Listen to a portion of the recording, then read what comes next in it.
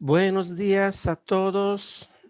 Hoy jueves 25 de febrero vamos a seguir la lectura de la escucha empática.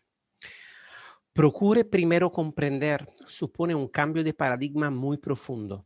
Lo típico es que primero procuremos ser comprendidos. La mayor parte de las personas no escuchan con la intención de comprender, sino para contestar. Están hablando o preparándose para hablar. Lo filtran todo a través de sus propios paradigmas. Leen su autobiografía en las vidas de las otras personas. Oh, sé exactamente cómo se siente. He pasado por lo mismo. Permítame que le cuente mi experiencia. Constantemente proyectan su propia película sobre la conducta de las otras personas. Les recetan sus propias gafas a todos aquellos con los que interactúan.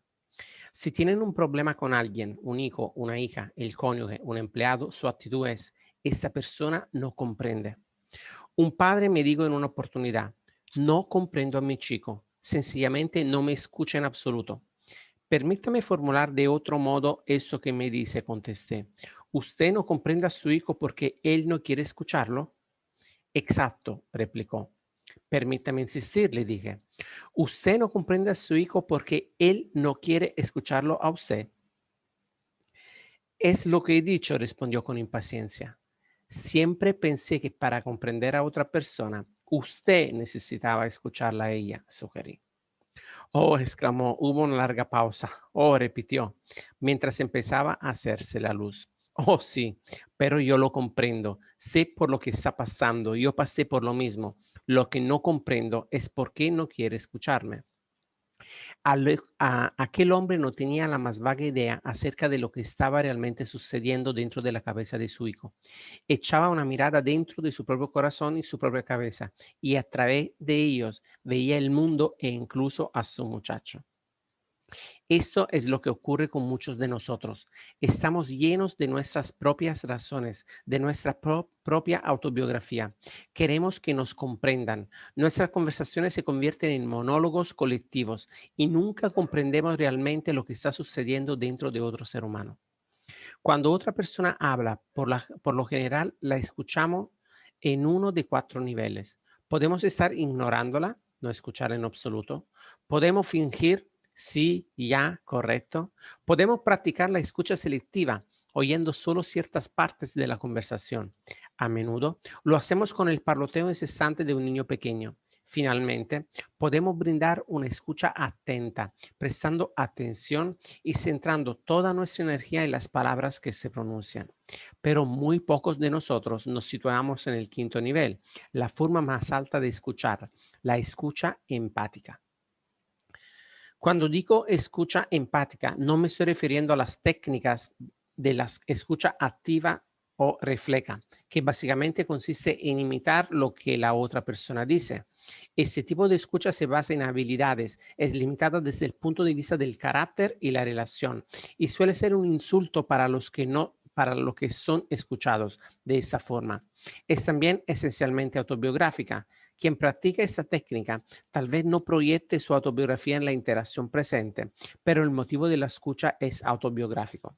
Escucha utilizando técnicas de reflejo, pero con la intención de contestar, controlar, manipular. Cuando digo escucha empática, quiero decir escuchar con la intención de comprender. Quiero decir procurar primero comprender, comprender realmente. Se trata de un paradigma totalmente distinto. La escucha empática, palabra derivada de empatía, entra en el marco de referencia de la otra persona. Ve las cosas a través de ese marco, ve el mundo como le ve esa persona, comprende su paradigma, comprende lo que siente. Empatía no es simpatía. La simpatía es una forma de acuerdo, una forma de juicio y a veces la emoción y la respuesta más apropiada. Pero a menudo la gente se nutre, se alimenta con la simpatía, lo cual lo hace independiente, lo hace dependiente. La esencia de la escucha empática no consiste en estar de acuerdo, consiste en comprender profunda y completamente a la otra persona, tanto emocional como intelectualmente. La escucha empática incluye mucho más que registrar, reflejar o incluso comprender las palabras pronunciadas. Los expertos en comunicación estiman que en realidad solo el 10% de lo que comunicamos está representado por palabras. Otro 30% se vehiculiza a través de diversos sonidos y el 60% restante es lenguaje corporal. En la escucha empática, uno escucha con los oídos, pero también, y eso es más importante, con los ojos y con el corazón. Se escuchan los sentimientos, los significados, se escucha la conducta, se utiliza tanto el cerebro derecho como el izquierdo. Usted percibe, intuye, siente. La escucha empática es tan poderosa porque nos proporciona datos precisos. En lugar de proyectar nuestra propia autobiografía y dar por supuesto ciertos pensamientos, sentimientos, motivos e interpretaciones, abordamos la realidad que está dentro de la cabeza y el corazón de la otra persona. Escuchamos para comprender. Nos concentramos en la recepción de las comunicaciones profundas de otra alma humana. Además, la escucha empática es la clave para efectuar depósitos en las cuentas bancarias emocionales, porque nada de lo que uno haga representará un depósito a menos que la otra persona lo perciba como tal. Uno puede esforzarse desesperadamente para efectuar un depósito y ver que se convierte en un retiro cuando el otro percibe tales esfuerzos como manipulativos, intimidatorios, interesados o arrogantes, porque no comprendimos lo que realmente le importaba a él. La escucha empática en y por sí misma es un depósito enorme en la cuenta bancaria emocional. Es profundamente terapéutica y curativa porque proporciona aire psicológico. Si de pronto succionaron todo el aire de la habitación en la que el lector se encuentra ahora, ¿qué sucedería con su interés por ese libro? Dejaría de interesarle el libro, solo le interesaría respirar. La supervivencia se convertiría en su única motivación. Pero como en ese momento tiene aire, respirar no lo motiva. Esa es una de las mayores comprensiones en el campo de la motivación humana. Las necesidades satisfechas no motivan. Solo motivan las necesidades insatisfechas.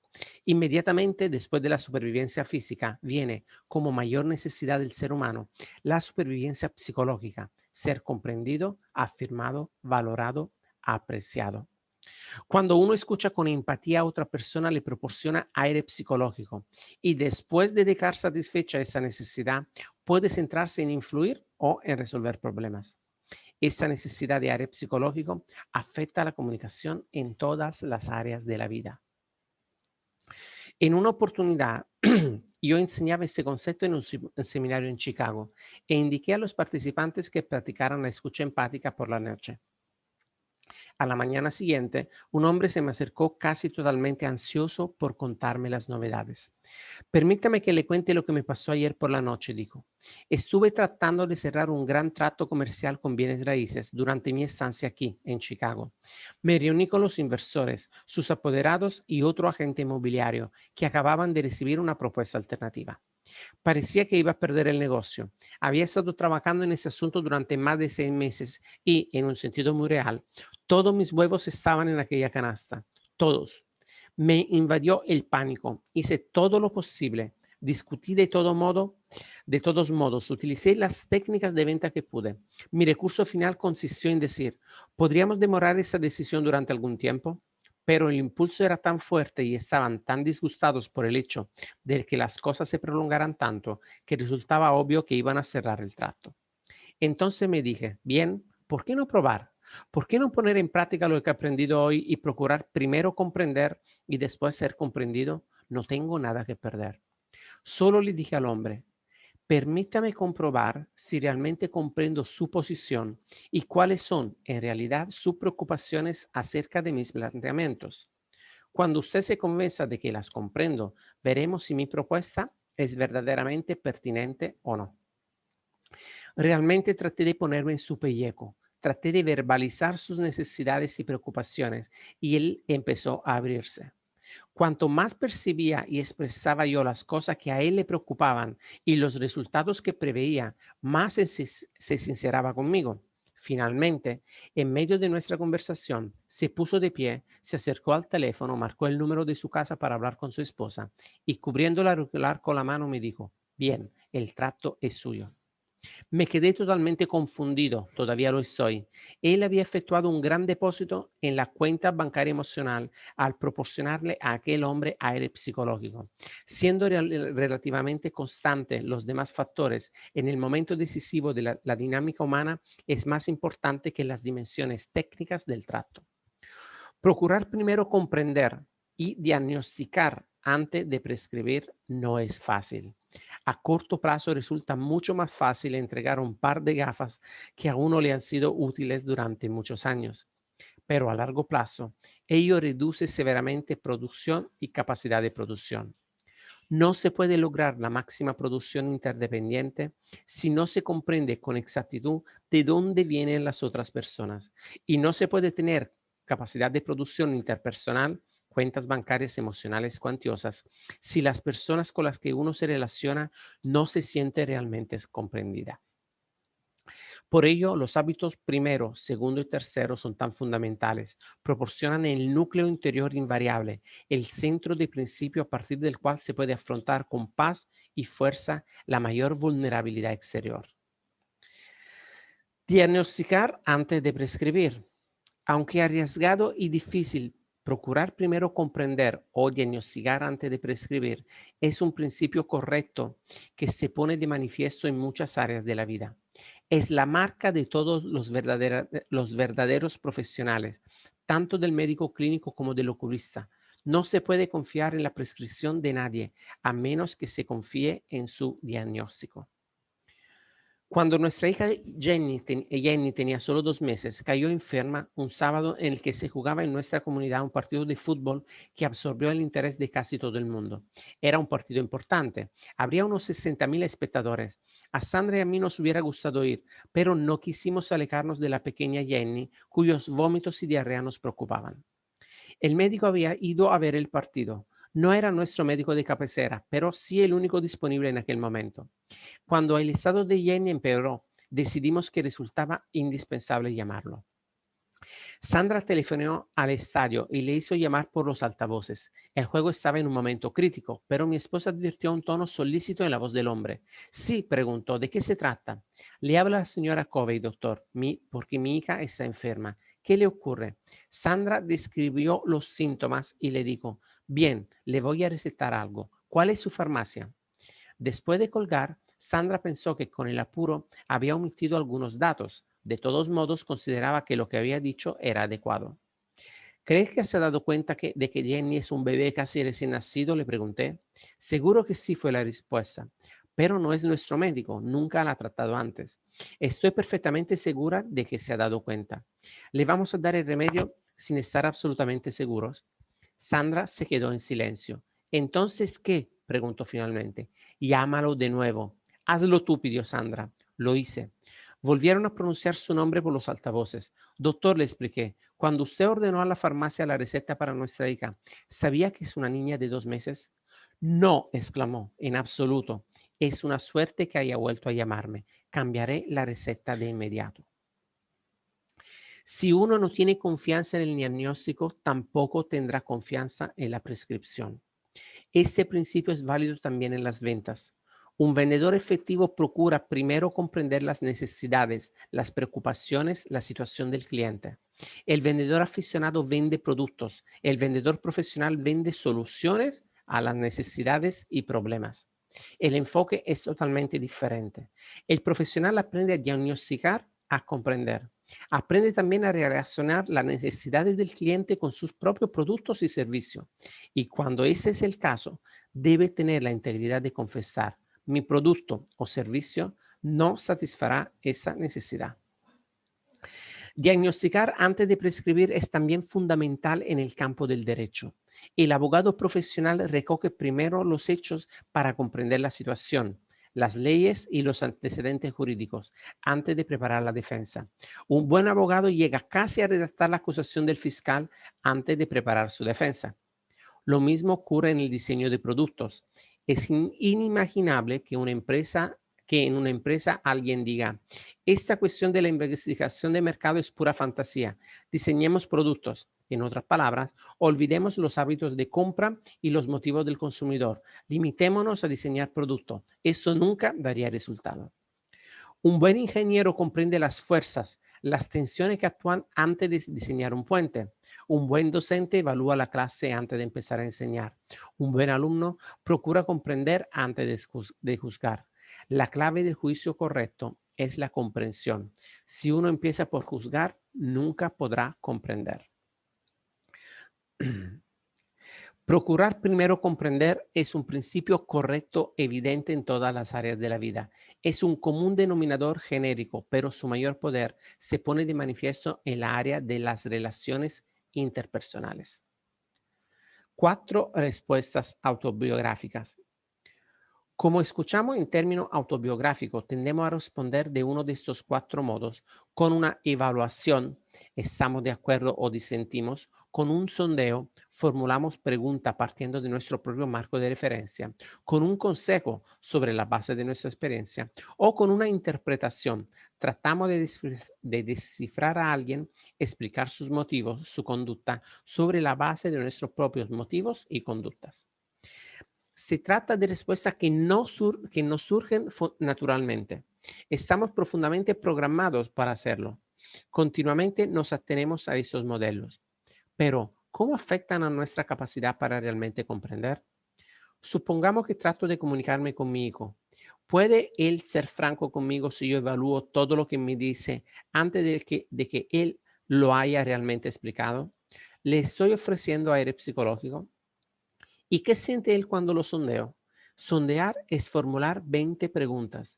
El sondeo es autobiográfico, controla e invade. Es también lógico, y el lenguaje de la lógica es diferente del lenguaje del sentimiento y la emoción. Uno puede hacer 20 preguntas todo el día y no descubrir lo que es importante para el interrogado. El sondeo constante constituye una de las principales razones de que los padres no puedan aproximarse a los hijos. ¿Cómo estás, hijo? Muy bien. ¿Qué novedades tiene? Ninguna. ¿Qué hubo de interesante en la escuela? No mucho. ¿Qué vas a hacer el fin de semana? No lo sé. Cuando habla por teléfono con los amigos no termina nunca, pero todo lo que usted puede arrancarle son respuestas de una o dos palabras. Su casa es un hotel donde él come y duerme, pero nunca comparte, nunca se abre. Ahora bien, ¿por qué habría de abrirse? Piénselo honestamente. Cada vez que él baja la guardia, usted, como una pata de elefante, le estampa un consejo autobiográfico y la observación de "te lo advertí". Tenemos el guión de esa respuesta tan profundamente grabado en nuestras mentes que ni siquiera nos damos cuenta cuando las usamos. He enseñado este concepto a miles de personas en seminarios realizados en todo el país, y nunca deje de sorprenderles cuando, en situación de role-playing, practican la escucha empática y finalmente empiezan a advertir sus propias respuestas típicas. Pero a medida que perciben su modo habitual de responder y aprenden a escuchar con empatía, recogen resultados grandiosos en la comunicación. Para muchos, procurar primero comprender se convierte en el más estimulante y el más inmediatamente aplicable de los 7 hábitos. Veamos ahora lo que bien podría considerarse una comunicación típica entre un padre y su hijo adolescente. Fijémonos en la respuesta del padre en función de los 4 tipos distintos de respuesta que acabamos de describir. Papá, la escuela no sirve para nada. ¿Qué es lo que sucede, hijo? El sondeo. No tiene aplicación en la práctica, no saco nada de ella. Lo que ocurre es que todavía no te das cuenta de los beneficios. A tu edad, a mí me parecía lo mismo. Pensaba que algunas de las clases eran una pérdida de tiempo, pero más tarde, esas clases resultaron ser las más útiles para mí. No te desanimes, dale tiempo. Consejo. Ya le he dado 10 años de mi vida. ¿Me puede decir para qué me va a servir eh, X más y cuando sea mecánico de coche? Mecánico de coches debe estar probando. Evaluación. No, no bromeo. Fíjate en John, dejó la escuela, está trabajando como mecánico y ganando mucho dinero. Eso es práctico. Puede parecerlo ahora, pero dentro de unos años Yo va a lamentar haber dejado a la escuela. Tú no quieres ser mecánico de coches, necesitas una educación que te prepare para algo mejor que eso. Consejo. No lo sé, yo se está construyendo una muy buena posición. ¿Estás seguro de lo que dice sobre la escuela? Sondeo, evaluación. Hace 2 años que estoy en la secundaria. Estoy seguro es una pérdida de tiempo. La tuya es una escuela de mucho prestigio, hijo. Merece un poco de confianza. Consejo, evaluación. Todos los chicos pensamos lo mismo. ¿Te das cuenta de los sacrificios que tu madre y yo hemos hecho para que puedas estudiar ahí? No puedes desertar a esa altura. Evaluación. Sé que os habéis sacrificado por mi papá, pero no vale la pena. Mira, tal vez si pasara menos tiempo viendo la televisión y más haciendo los deberes, consejo, evaluación. Papá, es inútil. O no te preocupes, de todo modo no quiero hablar de eso. Obviamente, este padre tenía buenas intenciones. Obviamente quería ayudar, pero ¿empezó siquiera a comprender realmente? Prestemos más atención al hijo, no solo a sus palabras, sino a sus pensamientos y sentimientos y al posible efecto de alguna de esas respuestas autobiográficas. Papá, la escuela no sirve para nada. Quiere decir, quiero hablar contigo, contar con tu atención. ¿Qué es lo que sucede, hijo? ¿Estás interesado? Bien. No tiene aplicación en la práctica, no saco nada de ella. He tenido un problema en la escuela y me siento muy mal. Lo que ocurre es que todavía no te das cuenta de los beneficios. A tu edad a mí me parecía lo mismo. Oh, no, aquí viene el capítulo 3 de la biografía de papá. Yo quería hablar de otra cosa. En realidad no me interesa cuántos kilómetros tuvo que hacer a pie a través de la nieve y sin bota para llegar a la escuela. Quiero ir directamente al problema. Pensaba que algunas de las clases eran una pérdida de tiempo, pero más tarde esas clases resultaron ser las más útiles para mí. No te desanimes, dale tiempo. El tiempo no resolverá mi problema. Me gustaría poder contártelo, desahogarme. Ya le he dado 10 años de mi vida. ¿Me puede decir, papá, para qué me va a servir X más y cuando sea mecánico de coche? Mecánico de coches, debes de estar bromeando. Yo no le gustaría si fuera mecánico de coche, no le gustaría si no terminara la escuela. Tengo que justificar lo que he dicho. No, no bromeo, fíjate en yo. Ha dejado la escuela, está trabajando como mecánico y ganando mucho dinero. Eso es práctico. Puede parecerlo ahora, pero dentro de unos años yo va a lamentar haber dejado la escuela. Dios mío, aquí viene la conferencia número 16 sobre el valor de tener una educación. Tú no quieres ser mecánico de coche. ¿Cómo lo sabes, papá? ¿Tienes realmente alguna idea de lo que yo quiero? Necesitas una educación que te prepara para algo mejor que eso. No lo sé. Yo se está construyendo una muy buena posición. No es un fracasado, abandonó la escuela y no es un fracasado. ¿Estás seguro de lo que dice sobre la escuela? Estamos dando vueltas, papá. Si por lo menos me escucharas, yo necesito realmente hablarte de algo importante. Hace 2 años que estoy en la secundaria. Estoy seguro, es una pérdida de tiempo. La tuya es una escuela de mucho prestigio, hijo. Merece un poco de confianza. Oh, estupendo. Ahora hablamos de credibilidad. Me gustaría poder hablar sobre lo que quiero hablar. Todos los chicos pensamos lo mismo. También yo merezco alguna confianza. No soy un imbécil. ¿Te das cuenta de los sacrificios que tu madre y yo hemos hecho para que puedas estudiar ahí? Oh, la trampa de la culpa. Tal vez yo sea un imbécil. No puedes desertar a esa altura. Sé que se han sacrificado por mi papá, pero no vale la pena. Sencillamente no comprendes. Mira, tal vez si pasar menos tiempo viendo la televisión y más haciendo los deberes, ese no es el problema, papá. No lo es en absoluto. Nunca podré contártelo. Fue tonto intentarlo. Papá es inútil. Oh, no te preocupes. De todo modo, no quiero hablar de esto. Advierte el lector lo limitado que somos cuando tratamos de comprender a otra persona. Perdón un momentito. Vale. Advierte el lector lo limitados que somos cuando tratamos de comprender a otra persona sobre la base exclusiva de las palabras, en especial cuando vemos a esa persona a través de nuestras propias gafas. Advierte lo limitadoras que son nuestras respuestas autobiográficas a una persona que trata auténticamente de que comprendamos su autobiografía. No se puede penetrar verdaderamente en otra persona, ver el mundo como ella lo ve, mientras no se desarrollen el deseo genuino de hacerlo, la fuerza del carácter personal y la cuenta bancaria emocional. así como las habilidades necesarias para la escucha empática. En las habilidades, la punta del iceberg de la comunicación empática, diferenciamos cuatro etapas de desarrollo. La primera y menos efectiva es imitar el contenido. Esa es la habilidad que enseña la escucha activa o refleja. Sin una base de carácter y relación, a menudo agravia a las personas y conduce a que se encierran en sí mismas. Sin embargo, es una habilidad de la primera etapa porque por lo menos lleva a escuchar lo que se dice. Imitar el contenido es fácil. Basta con escuchar las palabras del otro y repetirlas. Ni siquiera es necesario emplear el cerebro. Papá, la escuela no sirve para nada. Así que piensa que la escuela no sirve para nada. Uno repite lo que acaba de decirse. No se ha evaluado, sondeado o interpretado. Por lo menos se demuestra haber prestado atención, pero para comprender se necesita más. La segunda etapa de la escucha empática consiste en parafrasear el contenido. Es un poco más efectivo, pero todavía se limita a la comunicación verbal. Papá, la escuela no sirve para nada. Ya no quieres ir a la escuela. En este caso, el padre dice con sus propias palabras lo que quiere decir el hijo. Está pensando en lo que el joven ha dicho, sobre todo con el hemisferio cerebral izquierdo, y de razonamiento y la lógica. La tercera etapa pone en juego el cerebro derecho. El padre refleja sentimientos. Papá, la escuela no sirve para nada. Te sientes realmente frustrado.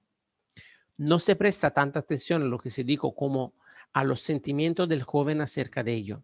La cuarta etapa incluye la segunda y la tercera. Uno parafrasea el contenido y refleja el sentimiento. Papá, la escuela no sirve para nada. Te sientes realmente frustrado en la escuela. La frustración es el sentimiento, la escuela es el contenido. El padre emplea ambos lados del cerebro para comprender los dos lados de la comunicación del joven. Ahora bien, lo que sucede en la cuarta etapa de la escucha empática es realmente increíble. Cuando uno procura auténticamente comprender, al parafrasear el contenido y reflejar el sentimiento, proporciona aire psicológico. También ayuda al otro a elaborar sus propios pensamientos y sentimientos. A medida que crece su confianza en el deseo sincero que usted tiene de escucharlo y comprenderlo, ya va desapareciendo la barrera entre lo que realmente sucede dentro de él y lo que comunica. Nos abre el alma. No piensa y siente una cosa mientras comunica otra. Empieza a confiarnos sus más íntimos sentimientos y pensamientos. Papá, la escuela no sirve para nada. Quiero hablar contigo, contar con tu atención. ¿Te sientes realmente frustrado en la escuela? Exacto, eso es lo que siento. Por supuesto, no tiene aplicación en la práctica, no saco nada de ella.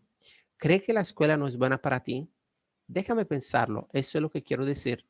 Así es, no estoy aprendiendo nada que vaya a ser útil para mí. Quiero decir, fíjate en yo, él dejó la escuela y está trabajando con automóviles, gana dinero, eso es práctico. ¿Te parece que yo realmente he hecho bien?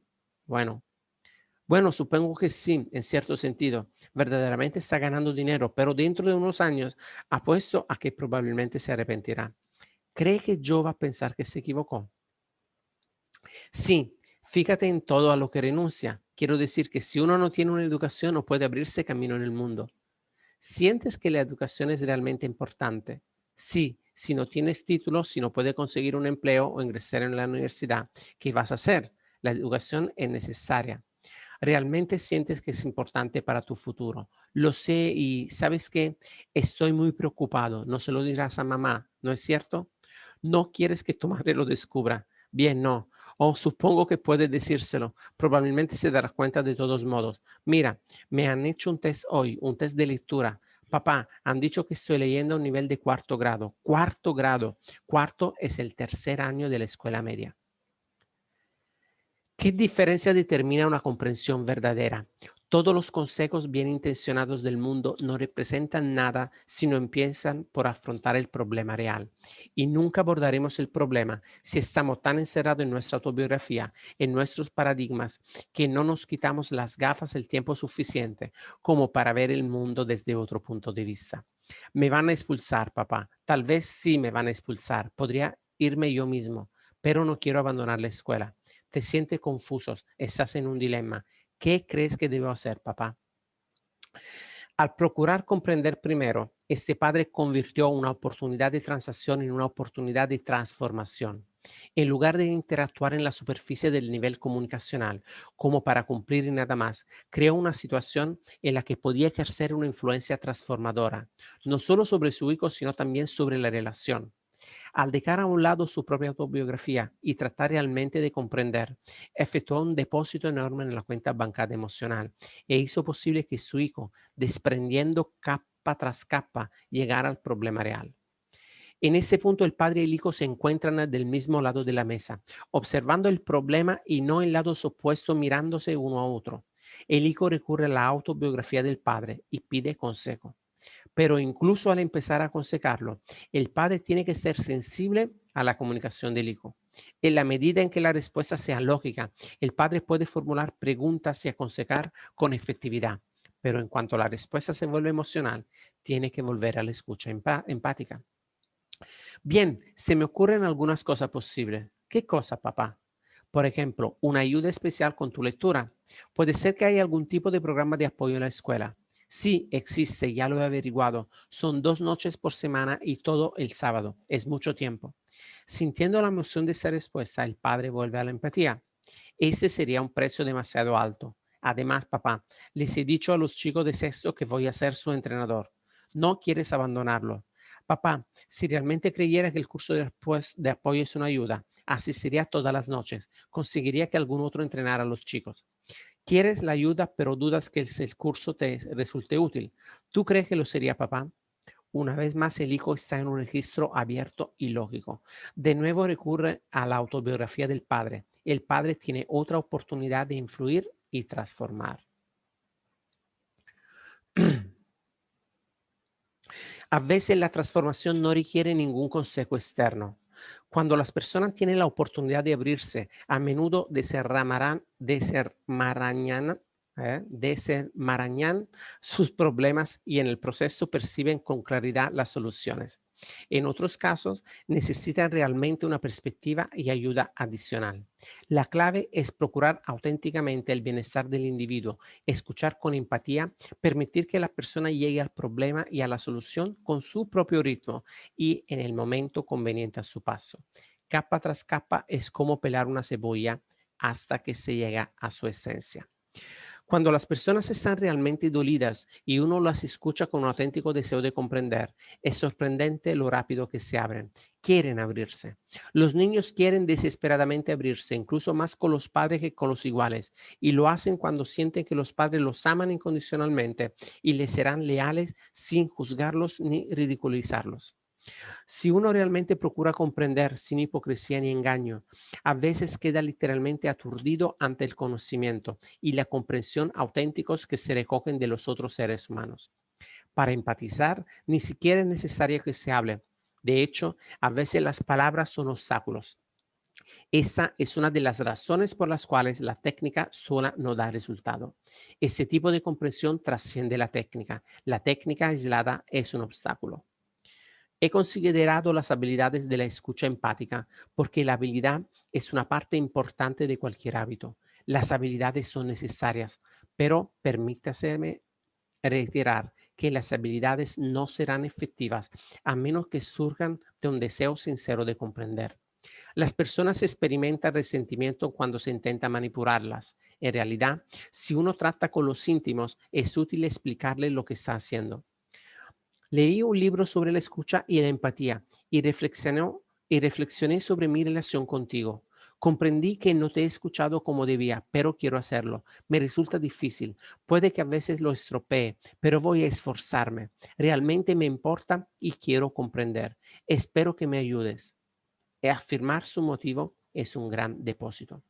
Pero si uno no es sincero, más vale no intentarlo, pues puede suscitarse una apertura y una vulnerabilidad que más tarde se volverán contra nosotros.